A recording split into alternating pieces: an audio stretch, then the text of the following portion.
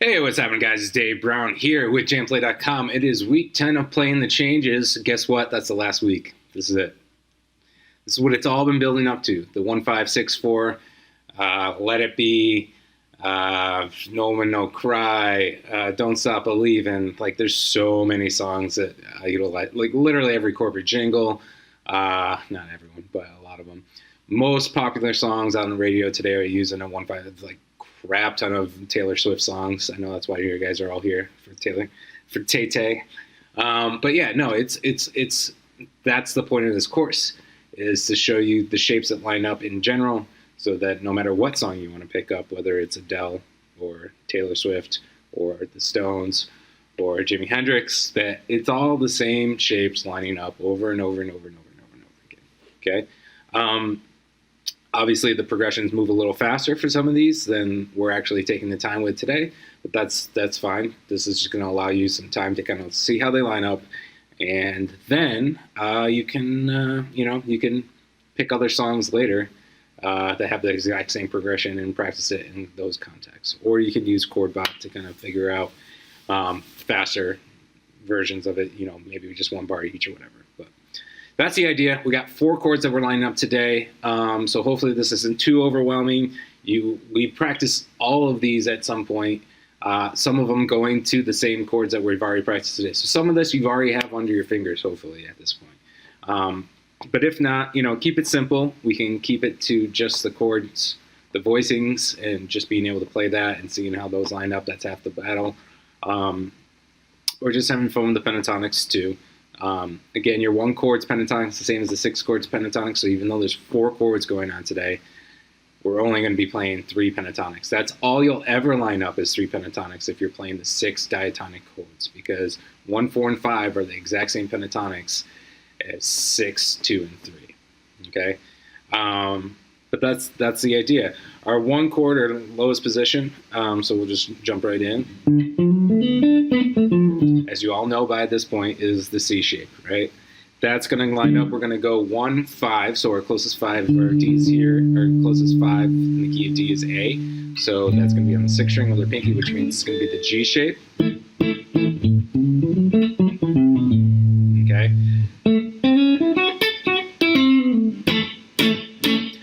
The C position only has 1 octave. So what we're trying to do is go from high to low. Low to high, high to low, low to high, high to low. And since the C shape only has 1 octave, we're going to jump to the higher octave for the A chord. But there's also the lower one too. I'm going to assume all of you know how to make all of these by now, hopefully. So we won't spend too much time in telling you how to line them up. But we're going to our 6th chord next, which would be the A minor shape. So we're right back to that same pentatonic scale as our 1. And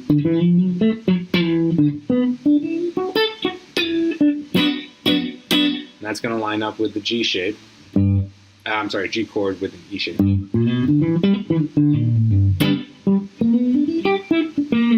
So if we were doing it in order, again, it'd be twice on this, and then we're going to the higher end.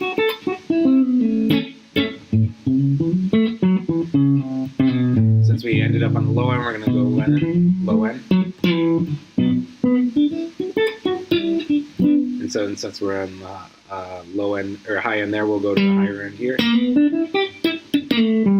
Got that backwards last time, sorry. And then finally you're done with that, so now we're back to the D.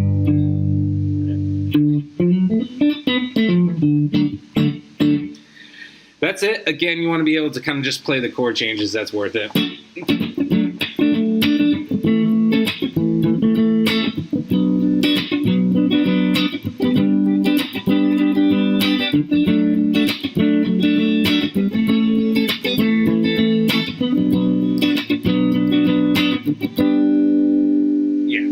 You can probably hear most songs that you hear on the radio just there. Obviously, that's much faster. That's 1 bar each. That's traditionally how this progression lines up, is 1 bar each. We got 4 because you need time to explore. So let's do it. Let's hit up that first exercise. Here we go, guys. Make sure I get the right backing. 1, 2. Here we go.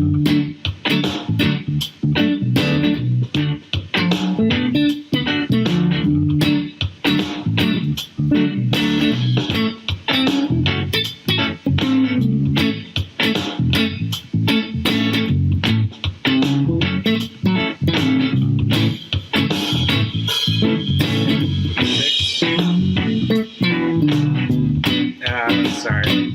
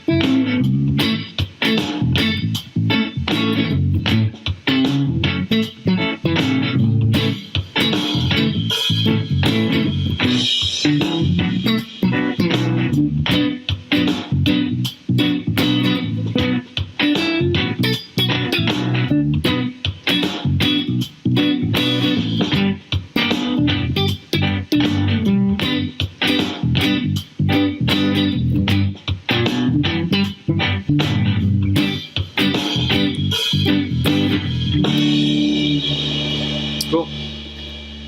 So that is exercise number 1. Just kidding. Hold on.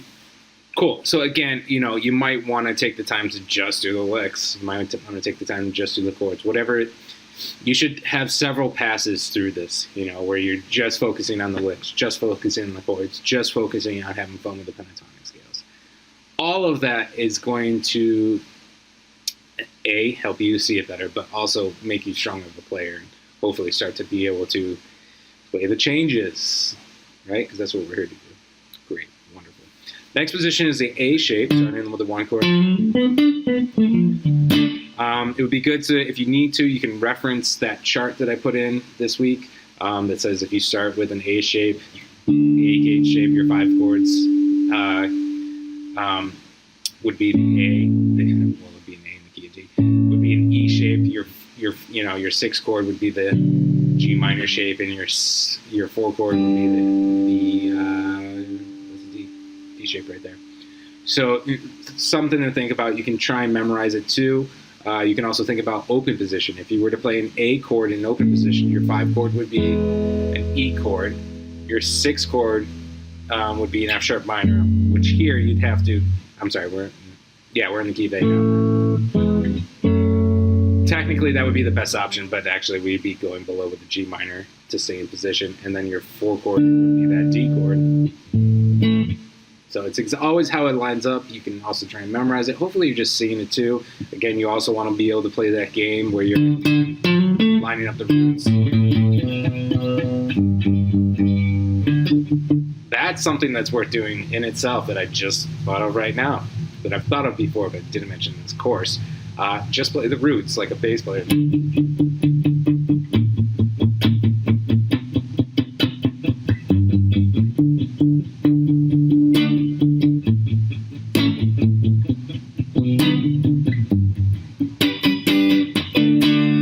get the idea. So we're going, what?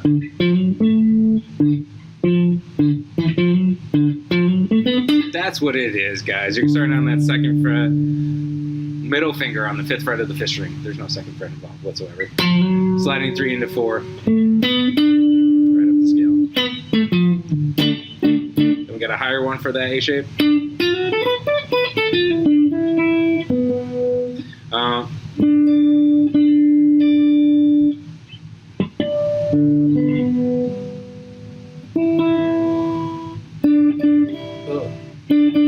That'll be close enough for today, sorry. So you got the higher one for the A shape. Then we're going to the higher one for the E shape,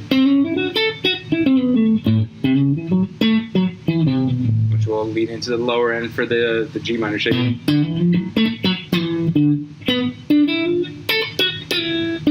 Which will resolve nicely to the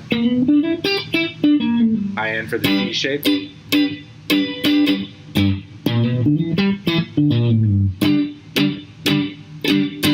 Again, hopefully you guys already have these sort of under your fingers. You can just follow along for now and practice later if you need to.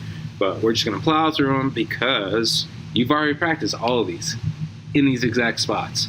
So, you know, they might, obviously we're going from a 1 chord to a 5 chord. I can't even think if, we definitely did that. We've already practiced that.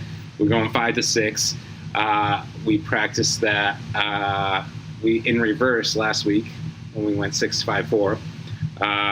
And then we're going 6 to 4. We practiced that in reverse last week.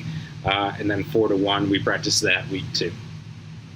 So you've done all of these at some point. You've lined these all. But it can be overwhelming, you know, even though it's just 5 shapes, 10 shapes with a minor, times 5 positions. It can get, but these are how they always line up. And from here on out, this is all you'll ever have to know. So even if you have to take a month, 2 months on each position, you know, you're still mastering this within a year. So that's reasonable, right? 1. Let's take on the 2nd position. 2, 3, 4.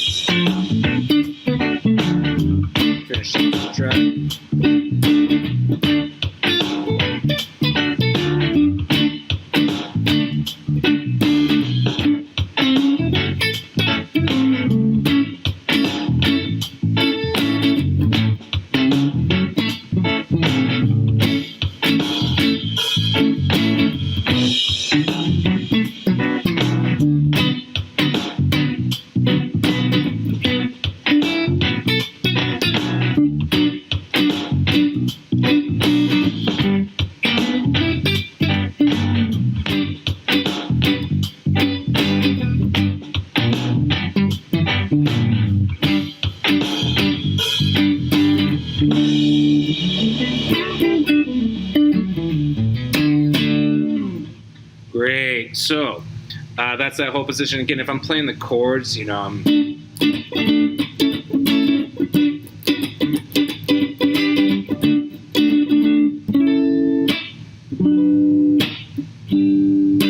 totally worth the time. This would be a great, again, if you can line them up one bar each, like and practice in different keys. There's a whole bunch of songs that you can kind of do this with.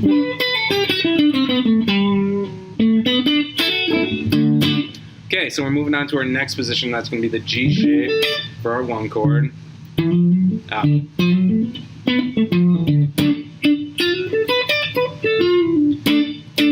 For our 4 chord, we got the D shape. I'm sorry, 5 chord.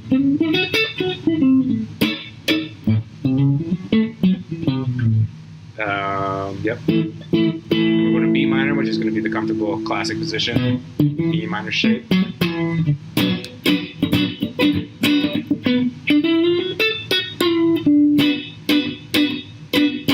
Before we finally have the C shape. For our 4 chord. And for our 4 chord, again, the C shape only has 1 octave, so we'll just play that one twice before we're back to our 1 chord. Yeah, if I'm playing this progression with voicings, I'm probably going.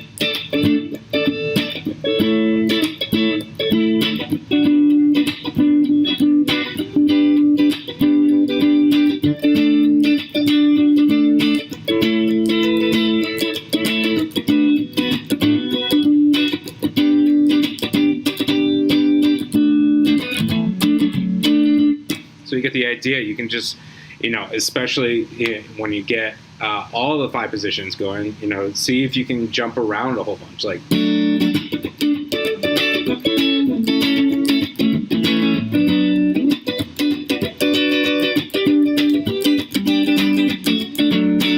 no matter where you are, see if you can resolve to the closest option. You know, so when you're on a chord, you can jump around a whole bunch from inversion to inversion, gauge shape to gauge shape.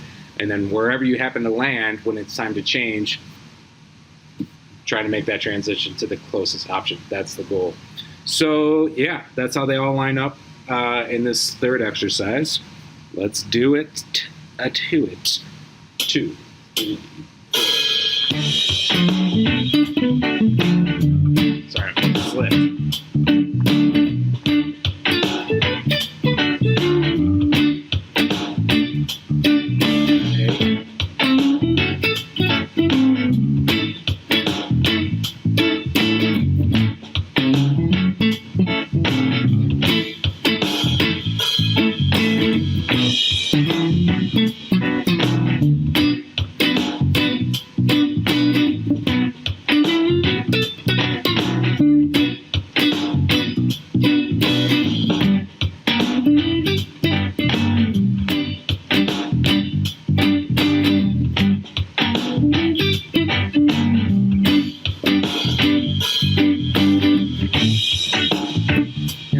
Sorry guys. Spacing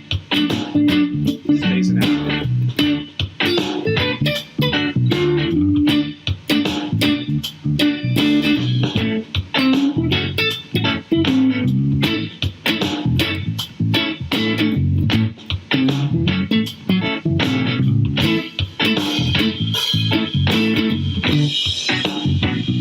Guys, wow. Sorry, that one thing threw me and then I was off.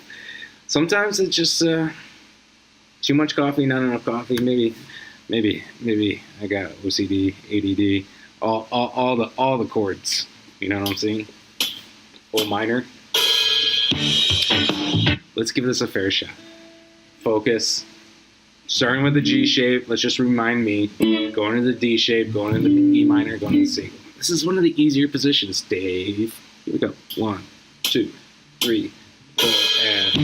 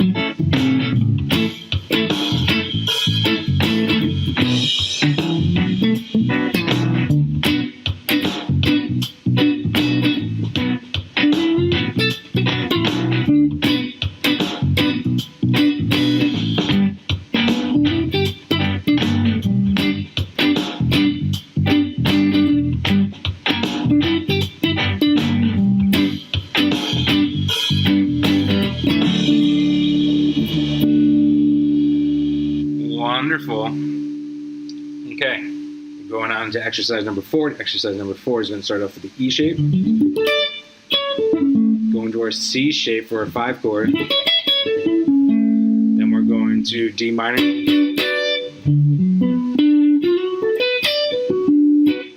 For our 6 chord, and our 4 chord will be the A shape. So again, we're starting on the lower end. Then we're going to just one option for the A. Then we'll go to the lower end for the B minor. Then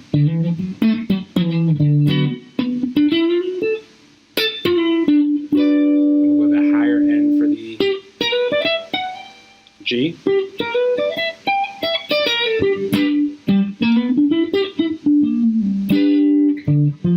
Before it comes back around again. Again, I would use that.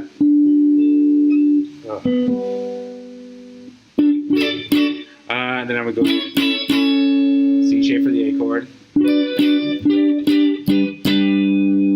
A shape right there. It's probably one of the better positions. These 2 positions are really great in general for this progression. Let's do it to it, shall we? 1, 2, plowing right through.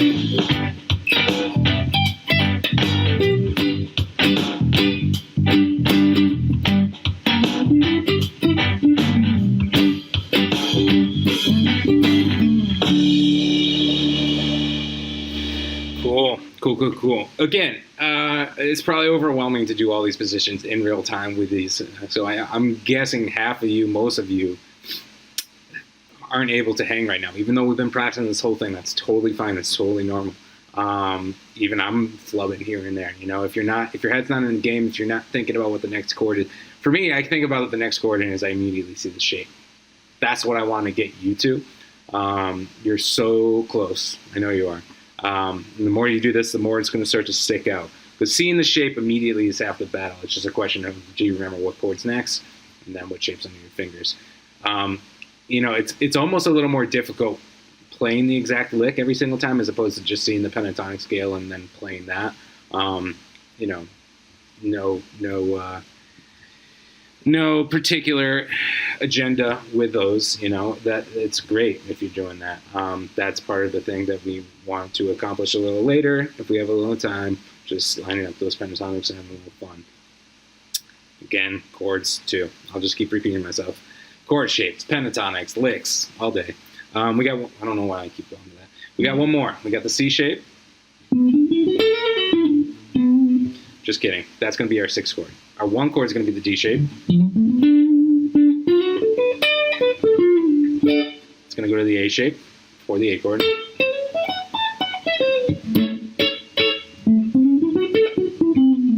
Which is going to go to the C minor, like I said, for the B minor chord. Then we got the G shape for our 4 chord.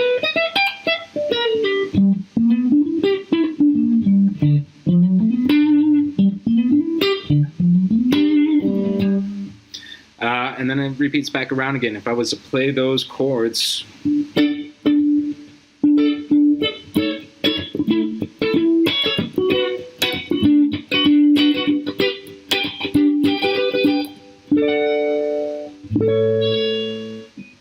I'm sorry. What is it? Again, that's one that I probably don't do much. This is so close to this that I pretty much always do the A minor shape over the C minor shape. You can pick and choose your own battles. I'm not going to tell you what to do, but it's good to know what the shape is under your fingers, as I've said before, just because we're also trying to see the pentatonic scale that it's outlining. You know, so when I'm seeing this, I'm also seeing.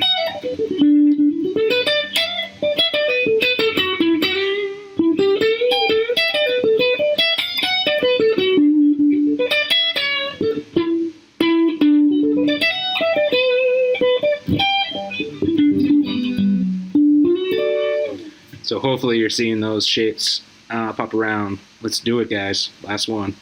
1, 2, 3. Starting around.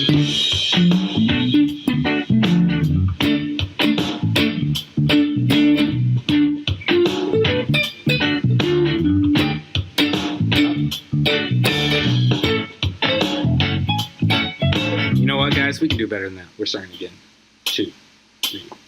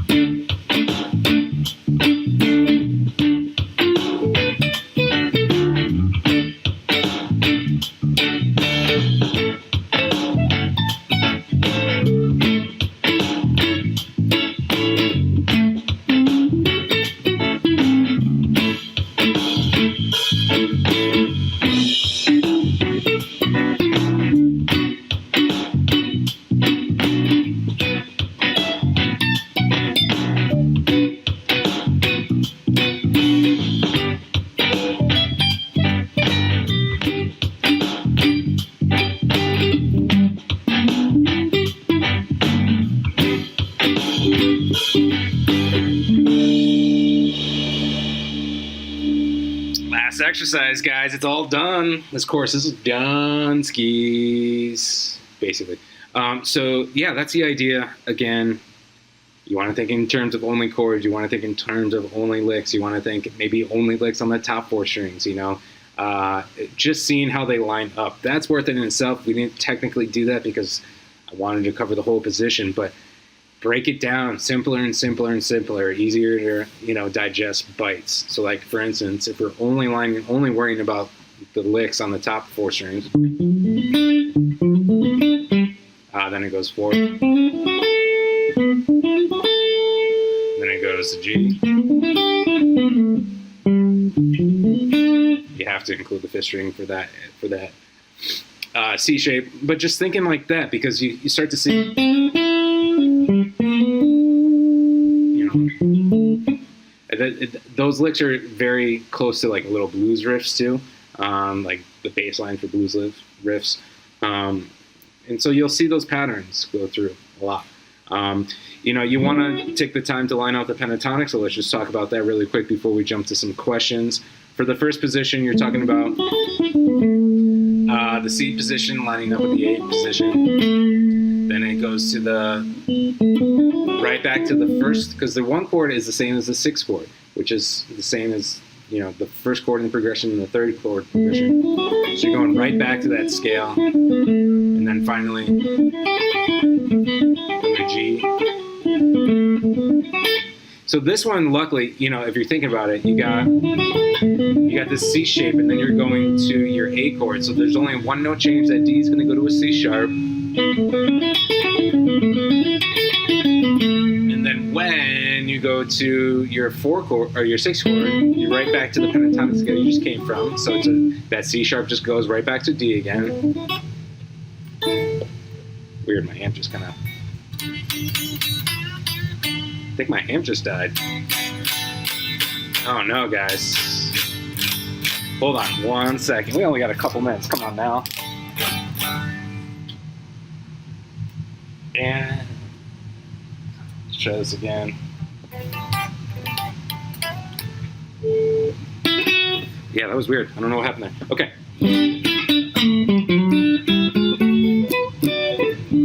So yeah, you know, you're only thinking about that 1 note, and then when it's going from B minor to G chord, or your 6 chord to your 4 chord, you're just bringing that F sharp up to the G, and that's all that's happening. Let me just play over that in that 1 position really quick so you can kind of hear.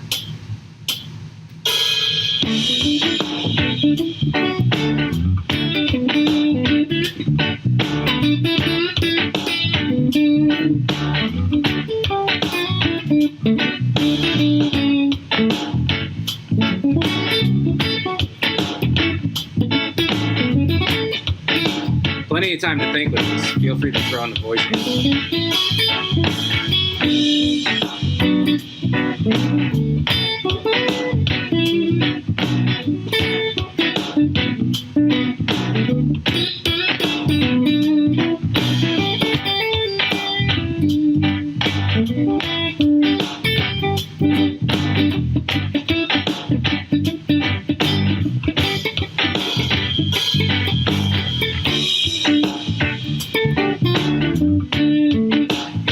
Restricted, like we always talk about, just because there's only so much you can do on this stuff.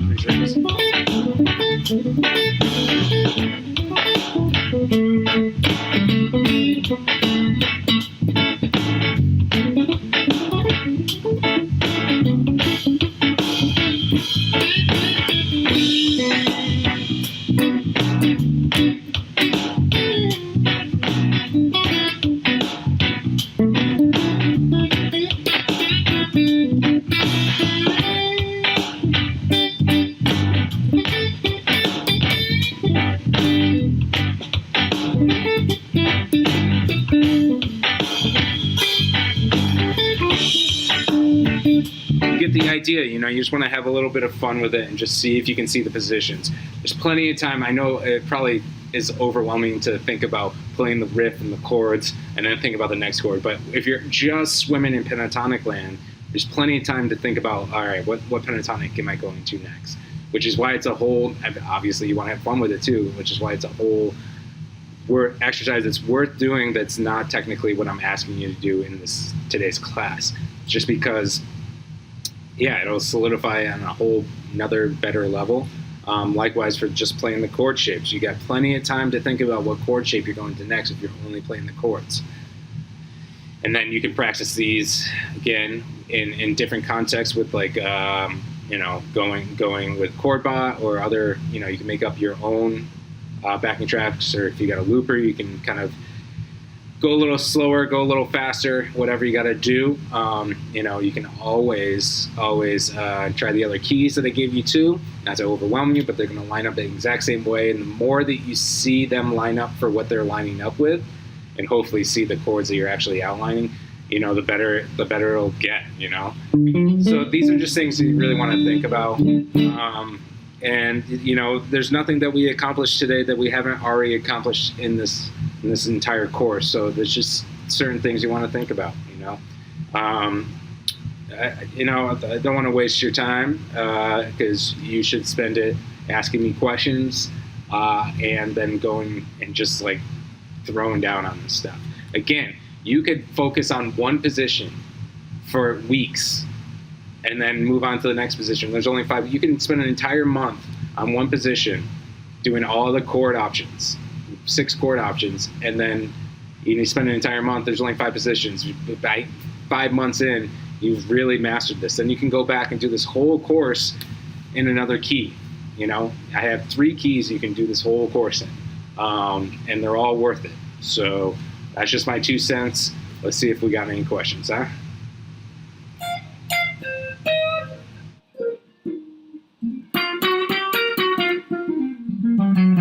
Hey kids, it's question and answer time. Let's see what we got. Dr. Fig.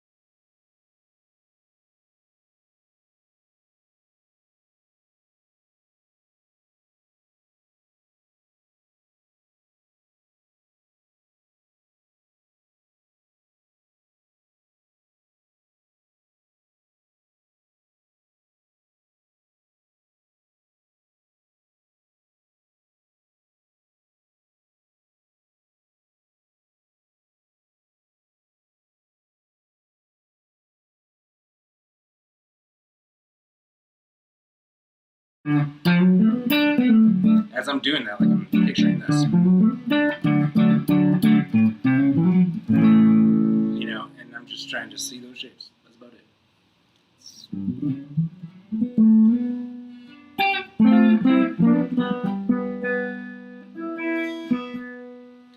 Cheap trick.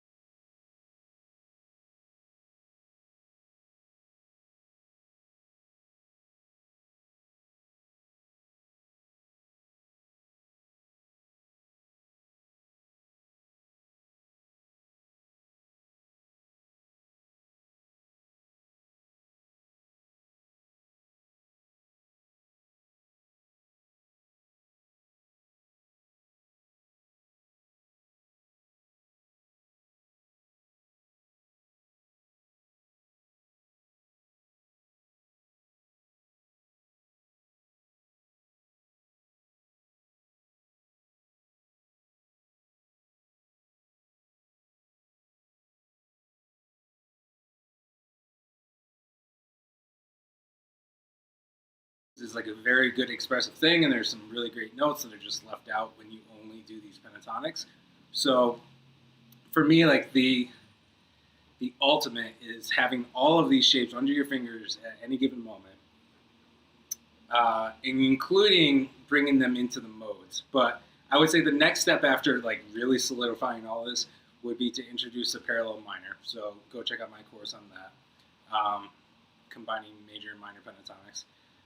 And then after that, you can start to get a little more specific. For instance, like if you wanted to play over a blues, you're still matching up 1, 4, and 5, but they're not just major pentatonics; they're dominant. Okay, so that you can add the 4 and the flat 7 into the mix, still thinking about the pentatonics, still thinking, because that's what I'm doing. Like when I'm playing the blues,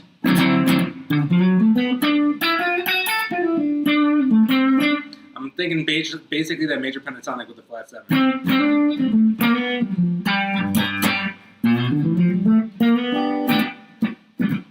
And so yeah, that's another good place to go. So solidifying them, throwing in the parallel minor, turning major pentatonics into dominant each to play over a blues, and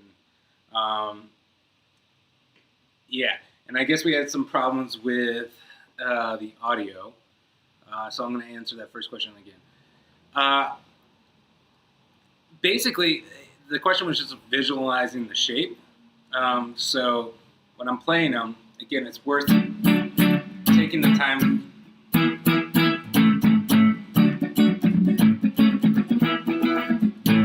Just taking the time to line up the chord shapes and playing just the chords. Not even worrying about soloing or any of that fun stuff.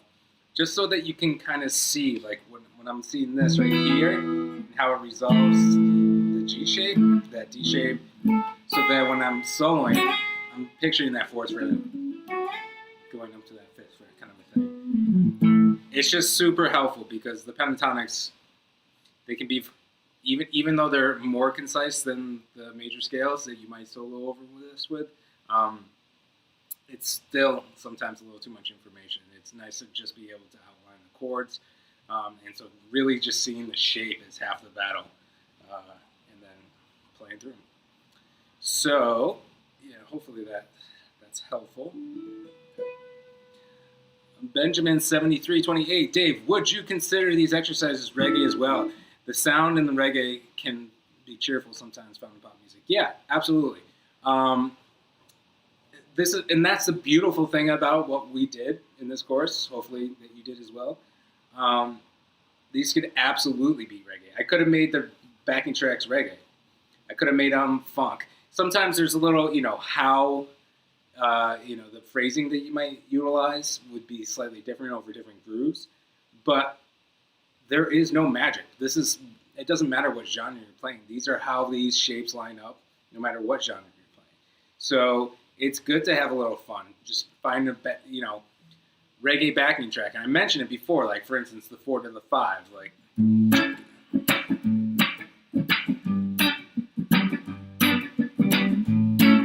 That you could play over that all day. That's just a 4 and a 5. Fire on the Mountain by the Dead, whatever. It's jazz. It's foot in the door on jazz. There's a little more to it than jazz, but most popular music, R&B, soul, funk, reggae. It's good to go. And that's it. Guys, I'd like to thank you so much for hanging out for this course. Might even be my last course. So who knows where the world will take us. But feel free to drop a message for me in JamPlay if you ever have any questions, if you've been watching this after it's lived, past tense of lived. After it's gone live and you got any questions, Dave Brown's music. Happy holidays, and we'll see you on the flip side. Take care, all.